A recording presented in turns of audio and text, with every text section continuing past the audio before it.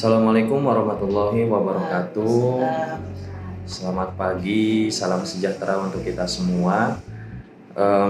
Halo sobat sehat, gimana kabar kalian semua? Mudah-mudahan semua dalam keadaan sehat walafiat ya. Kembali lagi kita di acara podcast kita pada hari ini, podcast kesayangan kita semua, podcast kesehatan RSUD Kota Bogor. Hari ini kita akan membahas sebuah tema yang sebenarnya di telinga teman-teman tuh udah familiar lah. Yeah. Tapi sebelum kita mulai, izinkan saya memperkenalkan diri. Nama saya Ardi Rahman Firdaus, biasa dipanggil Ardi.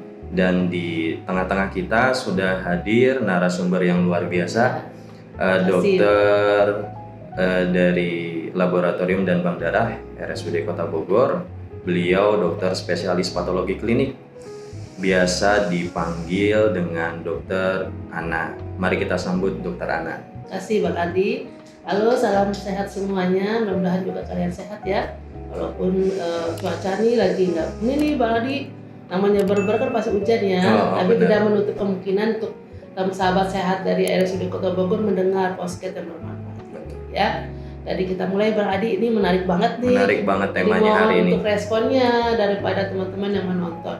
Mudah-mudahan memberikan informasi walaupun sebentar ya, tapi mencerahkanlah tentang masalah kegiatan daripada transfusi ya. Angga Bang Adi. Jadi mengawali sesi kita sharing informasi hari ini Dok. Jadi kan teman-teman juga semua udah pada tahu nih mengenai tentang donor darah. Ya. Mungkin dokter bisa menjelaskan apa itu donor darah. Ya. Baik Bang Adi, teman-teman sekalian, sahabat sehat RSUD Kota Bogor, donor darah adalah suatu kegiatan di mana kita menyumbangkan darah kita untuk kepentingan kemanusiaan. Siapa yang menerima adalah pasti orang-orang yang perlu bantuan daripada kesehatannya, yang tidak bisa digantikan oleh obat atau cairan apapun. Jadi memang hanya dengan pemberian transfusi darah nyawanya bisa diselamatkan. Jadi kita sebagai pendonor yang sehat dengan segala ketentuan, nanti Bang Adi akan menjelaskan, itu memberikan darahnya kepada orang-orang yang memerlukan. Contoh, misalnya kalau di kecelakaan hebat nih Bang Adi ya, atau korban gempa bumi ya, mungkin dia ketimpaan bahan-bahan material, atau ibu hamil yang berisiko nih dalam melahirkan ya, atau sebelum melahirkan pun dia kekurangan darah. Jadi untuk mempersiapkan persalinan sehatnya juga butuh darah, atau proses persalinan tersebut yang berisiko terjadi perdarahan hebat. Ya, salah satunya contoh orang-orang yang memerlukan donor darah dari pendonor yang ada. Menarik sekali Dok penjelasannya. Jadi kemarin pun sebenarnya saya sempat untuk mau donor darah nih Dok. Tapi tertolak. Ya. Jadi ternyata memang ada syarat-syarat untuk mendonorkan darah nih Dok. Kemarin tuh 3 hari yang lalu memang saya mengkonsumsi obat salah satunya. Ternyata ditolak, salah satu syaratnya seperti itu. Mungkin sebenarnya ada syarat apa lagi sih Dok untuk misalnya kita melakukan donor darah nih? Ya pasti ada lah Bang Adi, kan kita mendonorkan kepada pasien yang memerlukan darah kita.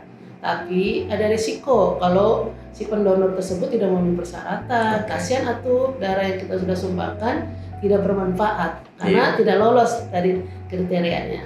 Kriterianya salah satunya usia dulu ya teman-teman. Usia yang diperbolehkan untuk pertama kali pendonor tuh 17 tahun sampai rentang 60 tahun ya. Lalu mengenai berat badan juga ada kategorinya. Minimal tuh 45 kilo ya. Jadi kalau kurang dari itu kayaknya dia kurus banget kali. Kekurangan ya. Iya, itu dia tidak dalam keadaan sakit loh. Dibuktikan dengan dia tidak batuk, dia tidak pilek, tidak demam juga. Nanti kan dilakukan pemeriksaan suhu tubuh ya. Lalu masuk ke pemeriksaan fisik diagnostik. Salah satunya penampakannya dia tidak pucat ya. Yang kita bilang tuh anemia ya teman-teman ya. Nanti petugas PMI atau dokter yang menyelenggarakan kegiatan donor darah akan meriksa, nih Pak nggak bisa nih Bapak pucat gitu. Biasanya dilihat dari kelopak matanya. Lalu dilakukan pemisahan tekanan darah. Itu 100 sampai 120, atau yang mungkin di umur yang kepingin donor tapi udah agak berumur sekitar 60 ke atas, tidak melebihi 140/90 ya. Itu rentang daripada tensi darah, tekanan darah yang dianggap normal. Lalu tekanan nadi juga diperiksa. Kalau tekanan nadi terlalu lemah atau terlalu tinggi juga nggak baik ya. Terus tidak mengkonsumsi obat, jelas obat-obat yang bisa mempengaruhi kondisi pada saat untuk pengambilan darah. Contohnya pengencer darah ya, itu nanti kalau diambil darahnya kita minum obat pengencer darah, misalnya pasien-pasien yang jantung ya, nah memang darahnya nggak boleh kental, dikasih pengencer darah, nanti begitu diambil darahnya nanti nggak berhenti darahnya, atau ada kandungan-kandungan tertentu yang memang tidak boleh ada di seorang pendonor yang sehat.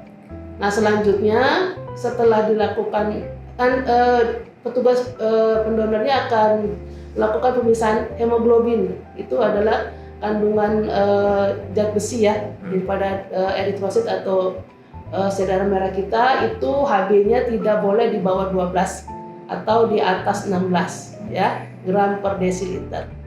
Jadi nanti di screening dulu teman-teman. Terus begitu satu lagi harus dengan sukarela mengisi form, jangan lupa. Ada pertanyaan-pertanyaan dan harus dijawab dengan jujur teman-teman. Nggak boleh membohongi, kan nanti beresiko terhadap diri kita sendiri dan orang lain yang menerima darah. Kalau sudah kita bersedia mengisi form dengan ketulusan dan kejujuran, dilakukan pemeriksaan dan juga anamnesa istilahnya, bisa diagnostik, lolos, nanti selanjutnya darah kita diambil. Nah, setelah darah diambil juga belum tentu darah itu dipakai, nanti ada screening infeksi namanya.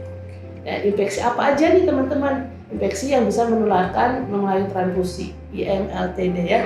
Apa aja? Kita tidak menderita hepatitis B, hepatitis C, sifilis dan HIV.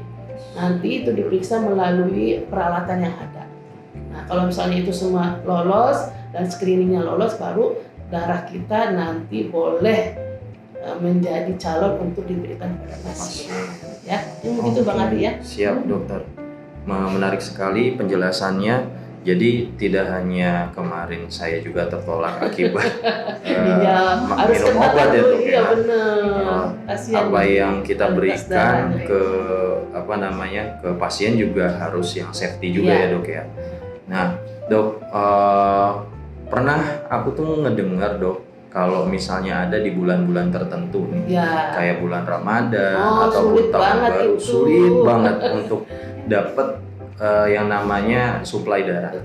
Apalagi dari UTD sendiri untuk mencari pendonor juga sulit. Coba jelasin sama Bang Adi. Jadi UTD ini unit transfusi darah, dia memang bekerja untuk salah satunya mencari pendonor. Mencari pendonor, kemudian screening pendonor, kemudian pengolahan sampai ke pendistribusian kepada bank darah rumah sakit yang membutuhkan. Nah, terkadang di situasi yang sulit tersebut memang stok darah sulit ya. Akhirnya ada istilah-istilah semacam donor pengganti sama donor keluarga nih dok. Biar mungkin bisa teman-teman sobat sehat tahu nih donor pengganti dan donor keluarga itu apa sih dok? Ini ada perlu sobat sehat sekalian ketahui, ada 2 jenis ya. Tapi sebenarnya 3, tapi yang 3 ini tidak direkomendasikan. Yang pertama itu jenis pendonor yang sukarela, berarti dengan kesadaran sendiri, dengan akal sehatnya dia mendonorkan darahnya. Perkara nanti bisa diterima atau tidak sesuai dengan screeningnya itu pasti urusan belakang, tapi dia mendonorkan secara sukarela. Lalu selain sukarela, ternyata ada juga nih donor pengganti donor keluarga yang memang kalau stok tidak ada, kita mintakan kepada keluarga pasien atau teman-teman seperti kita nih, ada nih di rumah sakit ada pasien tapi golongan darahnya agak sulit, misalnya seperti AB gitu ya. Jadi bisa nggak dicariin keluarganya pendonor? Nah itu kita menyarankan untuk keluarganya atau orang yang kita kenal, keluarga kandung ya atau keluarga yang sekitar dari pasien tersebut untuk mendonorkan darahnya. Nah yang tidak direkomendasikan adalah donor darah bayaran. Nggak boleh tuh ya, karena darah itu tidak boleh diperjualbelikan teman-teman ya, karena menyangkut nyawa orang. Garis bawah ya dok ya, tidak diperjualbelikan. Ya, mungkin zaman dulu kayak gitu ya, karena miskinnya sampai jual darah, donor ginjal itu nggak tidak diperbolehkan itu ya. Jadi yang disarankan sukarela dan pengganti. Karena memang menunggu sukarela sulit ya teman-teman. Karena kan orang masih kalau aku didonorkan darah nanti aku gimana gitu. Takut. Tapi dalam keadaan genting atau dalam keadaan darurat ya kita sarankan kalau memang tidak ada yang sukarela, donor pengganti untuk keluarga. Gitu. Oke, siap. Terkadang kan namanya pendonor ya dok ya, mereka mungkin pengen untuk mendonorkan darah, tapi suka kepikiran manfaatnya apakah ada efek sampingnya setelah donor, pasti butuh jawaban tersebut. Jadi mungkin dokter bisa bantu untuk menyampaikan juga apa manfaat dan efek sampingnya. Nah, manfaat itu banyak banget teman-teman. Dari segi emosi ya, spiritual, ini mah beramal atau ya. Terus dari segi mental juga kita kayak wah ternyata gue berharga ya untuk orang lain. Saya ini sangat berharga dengan darah saya. Ya, itu juga mempengaruhi mental kita sehingga kita jadi empati loh sama orang. Apalagi kebetulan pada saat itu keluarga kita sendiri yang kena dan hanya darah kita yang cocok untuk didonorkan. Nah, itu luar biasa kan teman-teman ya. Lalu manfaatnya pasti untuk kesehatan ya. Jadi dengan kita mendonorkan rutin disarankan sekitar 2-3 bulan kemudian kita mendonorkan rutin itu produksi daripada sel-sel darah merah kita tuh bagus karena kan merangsang sumsum tulang kita. Begitu kita mengeluarkan sumsum tulang itu akan menghasilkan sel darah merah yang baru. Katanya sih untuk awet muda katanya. Atau bahkan juga dibilang katanya untuk ini juga mengurangi berat badan, menjaga kolesterol, juga kerja daripada jantung. Karena sirkulasi kita lancar terus. Karena yang diproduksi adalah eritrosit yang baru atau sel darah merah yang baru. Nah, tadi yang manfaatnya banyak ya. Dari segi spiritual, beramal, dari mental kita jadi empati sama orang. Dari segi kesehatan tadi ada. Ya. Kalau efek sampingnya ada nggak sih dok? Efek sampingnya mungkin masalah mental kali, takut kali. Tiba-tiba plus, kamu yakin. Tapi kadang-kadang orang aduh gimana, karena kekhawatiran cemas baru pertama kali aja sih. Nah, sering juga kayak mental belum siap karena pertama kali suka pusing. Tapi anehnya nggak terlalu lama sih ya. Sementara cuma berapa saat sudah nanti istirahat, nanti diperbolehkan baru. Karena kan setelah donor kita nggak boleh tiba-tiba bangun ya, teman-teman ya, karena kita udah diambil darahnya, kadang-kadang bikin keseimbangan kita atau tensi kita jadi turun kalau tiba-tiba bangun. Maka disarankan untuk beristirahat dulu. Iya. Atau suka ada beberapa sih, hanya sih jarang sih ya. Nanti ada tim pembedahan, kayaknya enggak sih petugas PM-nya udah terlatih ya. Atau juga mungkin ada dikasih plester, suka ada alergi di daerah penggantian atau setelah dikasih plester juga itu kayaknya jarang sih. Ya, jadi kayaknya tidak terlalu ini juga signifikan kan ya. Cuma sebentar aja ya. Perkara mental juga sih. Kalau udah donor biasa malah ketagihan kan. Karena kan di mindset kita, aduh, nih kayaknya aku harus donor nih, gitu ya. Menyenangkan ternyata donor darah itu ya. Oke. Jadi teman-teman sobat sehat semua, jadi donor darah tuh banyak ya manfaatnya ya. Untuk efek sampingnya ya seperti yang tadi dijelaskan sama dokter Ana itu hanya sifatnya sementara aja ya dok ya. Tapi kalau saya kok beda ya dok ya. Maksudnya efek sampingnya itu saya jadi lapar setelah donor ya. Benar, salah satunya gitu ya. Kalau lapar tuh kan otomatis ketika misalnya kita donor, tensi juga kan sedikit turun ya. HB-nya juga pasti turun. Nah, setelah pasca donor ada nggak sih saran dokter makanan atau minuman yang bisa menunjang hal tersebut? Iya. Nah, kalau makanan itu sebelum mau mulai donor juga harus diperhatikan teman-teman. Kita nggak boleh makan asal-asal, nggak boleh gorengan, yang kayak yang SS segala macam ya. Nah, nanti biasanya kalau pendonor itu dikasih asupan makanan pengganti ya kayak susu, kacang hijau, atau dikasih kayak bungkusan lah dari PMI. Itu kalau misalnya kita masih rasa lapar ya kita makan seperti biasa. Ya disarankan susu, telur, kacang hijau, makanan yang bervitamin lah. Dan biasanya juga dikasih tablet penambah darah kan dari PMI biasanya. Iya. Atau vitamin-vitamin Kadang ada dokter betul mempercepat proses pemulihan tadi ya. Ya makanan biasa ya yang tetap belum pas sehat sempurna lah, bergizi ya. Iya. Untuk menggantikan ya. Betul. Dok, terakhir nih dok, mungkin adakah pesan-pesan untuk disampaikan kepada sobat sehat semua berkaitan dengan donor darah, biar antusias nih dok, antusias benar, untuk mengikutinya. Betul sahabat sehat. Jadi banyak manfaatnya ketimbang tidak bermanfaatnya ya. Memang istilahnya lebih banyak bermanfaat daripada mudaratnya. Dan lebih ini lagi yang menyenangkan, kita tuh secara tidak langsung di screening ya teman-teman. Oh iya benar. Iya, benar, tadi kan nggak boleh ada hepatitis B, nggak boleh ada hepatitis C, nggak boleh ada sifilis, nggak boleh ada HIV, dan juga misalnya kalau teman-teman suka pergi ke daerah endemis yang malaria kayak di Papua dan Maluku itu disarankan tidak untuk lakukan donor. Takutnya nanti malarianya dari ditransfer ke donor tadi, nanti pasiennya kena malaria gitu ya. Jadi kan kita karena nggak tahu misalnya saya sebenarnya menderita penyakit yang 4 itu apa enggak. Dengan kita melakukan donor darah itu terscreening dengan sendiri dan gratis tuh kan. Nah berarti, tapi apa efeknya kalau misalnya di salah satu pemeriksaan itu termasuk malaria, PMI-nya menyarankan untuk mendatangi dokternya. Dokter yang kalau berarti dokter di RSUD dong. Biasanya penyakit dalam ya, nanti PMI akan memberikan keterangan bahwa dari keempat tes atau kelima dengan malaria terus kita menderita salah satunya, sehingga nanti perlu melakukan pemeriksaan atau mungkin diterapi karena di kedapatan. Jadi nanti di rumah sakit namanya teman-teman dites kembali, uji konfirmasi kembali apakah memang yang ditemukan oleh PMI itu akan ditelusuri sama dokter penyakit dalam biasanya untuk mau diambil tindakan seperti apa. Ya teman-teman, jadi nggak usah takut ya. Gratis itu kan, kalau udah bisa di rumah bayar. Jadi ya. Udah dapat pemeriksaan gratis, kemudian juga, manfaatnya banyak. Jika memang misal ada parameter salah satu parameter yang ada terdeteksi, ada penanggulangannya juga langsung ya dok. Dan juga manfaat kesehatan. Oke dok. Bahasan kita sudah berakhir nih. Ya, ada beberapa pertanyaan nih. Betul, ada beberapa pertanyaan responnya dari respon teman-teman sobat sehat di YouTube. Izin saya sampaikan ya dok ya. Jadi ada nih pertanyaan pertama dari sobat sehat. Selamat pagi dokter, izin bertanya, saya memiliki riwayat penyakit darah tinggi. Apakah donor darah baik bagi saya dan apa dampaknya bagi pasien hipertensi itu sendiri? Nah Pak atau Ibu nih ya, mungkin kita panggil saja. Kalau untuk hipertensi terkendali ya nggak masalah.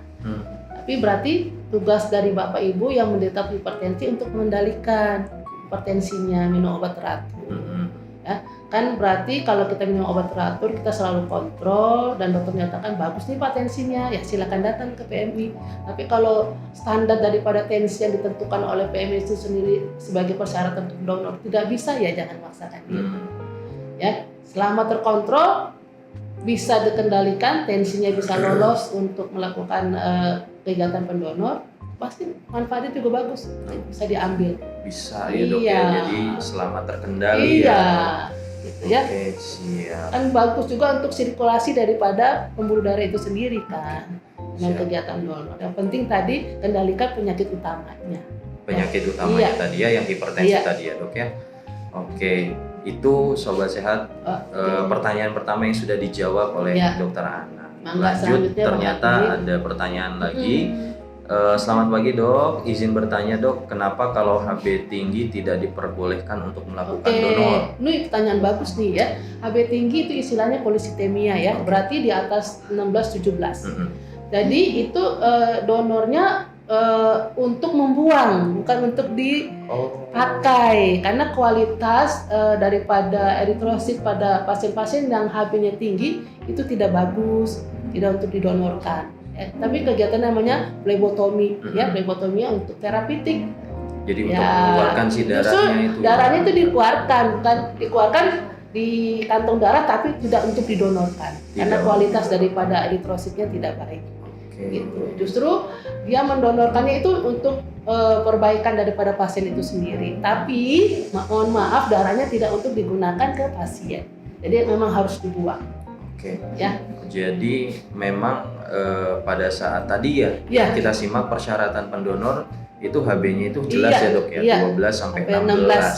Melebihi itu Itu tidak enggak, baik ya, dan tidak tidak boleh baik. Ya. ditransfusikan ya, atau didonorkan. Sorry. Iya. Oh, Kegiatannya iya mengeluarkan darah, tapi tidak tapi- untuk digunakan. tapi tidak Iya. untuk digunakan. Namanya phlebotomi terapeutik. Ya. Begitu sobat sehat. Iya. Ternyata antusiasmenya banyak ya dok Iya ya, nih, banyak yang luar nanya nih biasa. dok. Mudah-mudahan Ha-ha. menanya juga jadi ikutan nih untuk Ha-ha. bersimpati melakukan donor darah. Betul. Ya.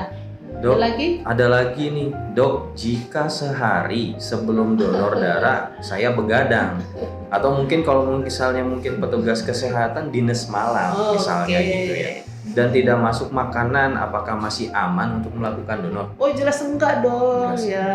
Atau misalnya kayak tentara-tentara nih habis tugas berat atau para atlet nah, yang berat nih latihan itu tidak disarankan. Tidak bisa. Ya, jadi kondisi tubuh betul-betul harus fit sehingga kualitas daripada eritrosit atau sel darah merah dan cairannya itu betul-betul bagus. Oke. Jangan memaksakan atuh. Iya. Nggak diambil aja udah keliengan apalagi diambil darahnya ya. Itu kan Iya. secara ininya begitu ya teman-teman ya, jangan memaksakan. Patuhi semua persyaratan sehingga aman untuk kita yang sudah mendonorkan dan juga pasien yang menerima. Oke. Pasti ini akan ditolak. Pasti akan ditolak. Iyalah, ya. Kayak saya dok tadi ya. Betul, nggak Oke. boleh ya, jangan memaksakan Jadi, diri ya. Harus sesuai dengan persyaratan Iya. daripada Jadi- donor darah tersebut Jadi ya tidak dok boleh ya. begadang, nggak boleh Oke. makannya nggak ini kurang, nggak boleh ya. Mm-mm. Tidak dalam keadaan latihan berat tidak boleh. Ya. Siap. Dokter, Ada lagi? Oh, Benar. ini ya. Satu lagi atau berapa Benar, lagi ya? nggak apa-apa nih. Nggak apa-apa, Ya, Dok. Oke, ya. satu lagi. Nih bertato nih ya do lagi Iya, lagi ini hype nih pertanyaannya lagi bertato. hype. Dokter, kenapa jika bertato tidak bisa Ya. donor, tapi dari segi kesehatan baik semua? Nah, teman-teman mohon maaf ya. Kalau di luar negeri sih kayaknya orang-orang yang bertato itu pergi ke tempat tato yang sudah tersertifikasi ya. Oke. Kalau di negara kita barangkali ya Barangkali. nanti tugas daripada Kementerian Kesehatan untuk bisa mewadahi yang namanya penyelenggara tato ini lebih sehat ya, karena dia kan harus satu jarum, begitu bahan-bahan yang akan pewarna yang dipakai untuk tato itu juga tidak berbahaya. Nah, perkara tato itu memang tidak disarankan untuk mendonor dalam batas waktu tertentu. Oke. Ya, nanti tim daripada PMI sendiri yang menentukan dia boleh apa tidak. Karena kalau tatonya tidak sesuai dengan standar itu bisa meloloskan penyakit. Ya, 4 penyakit yang tadi disebutkan, hepatitis B, hepatitis C, HIV, dan sipilis itu bisa melalui darah, Mas Adi. Nah, kalau tatonya itu tidak memenuhi persyaratan ya takutnya lolos. Itu ya. Oke. Nah, kalau misalnya tadi tatonya tersertifikasi kesehatan, tapi belum tentu juga. Kita sarankan kepada petugas PMI itu sendiri bagus atau bisa lolos untuk mendonor. Karena mereka punya kriteria sendiri ya teman-teman. Maaf, bukan berarti kita mendiskriminasi orang bertato, tidak. Tapi ada persyaratan tertentu yang memang dari PMI itu sendiri tidak bisa dilanggar. Oke, Ya. siap dok. Jadi kami sarankan kalau bertato ya tatonya harus sertifikat. Tapi sebenarnya ya Nggak hanya tanah ya dok, ya, sertifikat karena ya. kan itu ya, karena itu harus ada izinnya ya teman-teman, nggak boleh liar teman-teman kan. Perkara tato itu kan semuanya perkara individu ya, karena kan itu art ya, seni. Harus juga dihormati, tapi ada hal-hal yang nggak bisa ditabrak ya, tidak bisa dipaksakan karena ada ketentuan yang ada di situ. Siap. Untuk mendiskusikan untuk masalah tato ya. Dok, antusiasnya sepertinya banyak sekali Iya. pertanyaan terkait masalah Iya, nggak apa-apa. donor Ini tuh darah. luar biasa nih, Jumat berkah banget dengan berkah banget ini. kehadiran nih. Kayaknya ya. tema-tema seperti ini Iya, tuh menarik ya. menarik banget Antusias di daripada. Sobat Sehat. Ada lagi Bang Adi kalau dibacakan. Sebentar. Oh ya, pagi dok, tetangga saya sudah donor darah lebih dari 20 kali. Ia merasa bangga nih dok, bangga karena bisa bantu banyak Tuh, orang. pahlawan ini tuh, Pahlawan. tanpa dan jasa. Betul.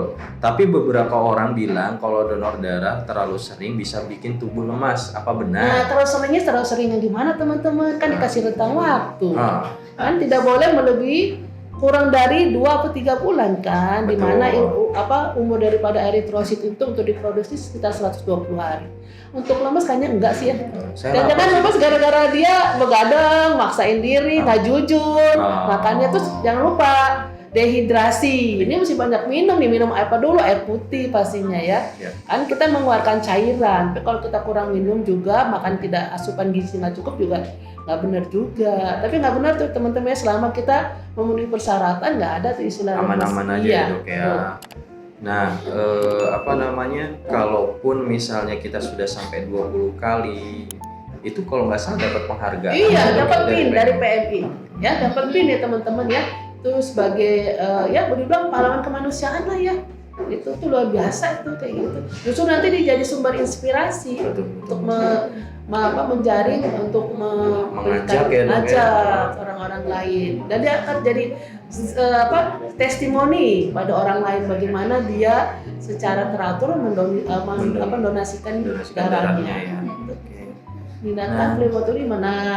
Ini phlebotomi untuk apa aja nih teman-teman? Kalau untuk keperluan donor ya pasti di unit UTD PMI setempat ya yang terdekat. Kalau di Bogor mah di Jalan Indra Prasta ya. PMI Kota Bogor ya dok ya. Ini tindakan phlebotomi apa dulu? Kalau memang untuk pendonor ya langsung ke unit transfusi darahnya. Kalau phlebotomi di laboratorium untuk periksa darah juga phlebotomi namanya.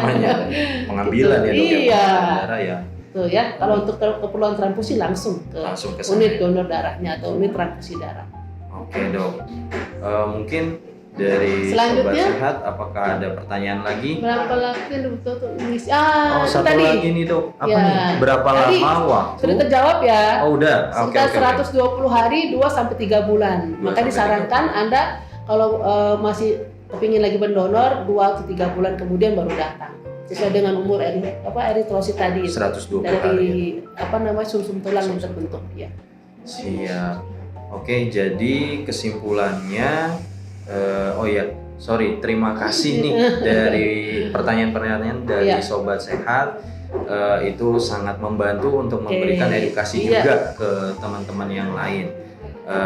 Bisa saya simpulkan ya dok ya. Jadi untuk donor darah ini kegiatan kemanusiaan yang sifatnya bisa secara sukarela, kemudian juga di waktu-waktu tertentu memang ada beberapa kondisi kelangkaan dan tidak menutup kemungkinan untuk kita yang lain bisa membantu untuk mendonorkan darahnya. Melalui donor keluarga tadi atau pengganti. Donor keluarga tadi dan penggantinya. Kemudian untuk donor darah sendiri itu bisa dilakukan langsung ke UTD PMI. Ataupun ada kegiatan-kegiatan yang lain, organisasi lain yang mengadakan, tapi memang kolaborasi dok ya. Dengan instansi tertentu. Betul. Kemudian manfaat daripada donor darah sendiri itu sangat banyak dan efek sampingnya mungkin malah tidak ada ya, minimal lah ya dok ya. Oke, mungkin sebelum kita mengakhiri, bisa Sobat Sehat dapat info dari kami. Jadi nanti di bulan November, sekitar tanggal 7 November, RSUD Kota Bogor akan mengadakan kegiatan donor darah di depan gedung instalasi radiologi. Itu di bulan November dan Desember pun juga ada. Insya Allah semuanya tercover ya dok ya. Mudah-mudahan tercover ya. Promo. Betul. Mungkin yang warga yang sekitar Bogor dan sekitarnya bisa untuk ikut serta ya. Betul. Bukan cuma untuk kami pegawai-pegawai, tapi juga keluarga pegawai atau masyarakat di sekitar rumah sakit yang tidak terlalu jauh bisa mendonorkan. Terima kasih dokter atas kehadirannya pada podcast hari ini dan terima kasih juga untuk Sobat Sehat semua. Mudah-mudahan kita dalam keadaan sehat walafiat terus. Kami akhiri. Assalamualaikum warahmatullahi wabarakatuh. Waalaikumsalam.